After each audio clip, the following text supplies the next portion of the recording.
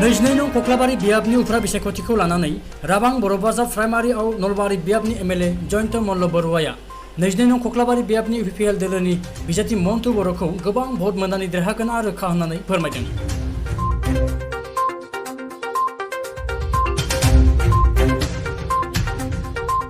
ইমান ডাঙৰ এটা অনুষ্ঠান আপোনালোকে राबां गासै जोंनि UPPL राबां प्राइमारि आरो राबां PCDCनि गासैबो मन्टु सोद्रोमा लोगो नोंथांमोनखौ जोङो दान्दिसे सम नैबेवहाय नुजाथिफैनो थाखाय गुरै खावलायहरबाय।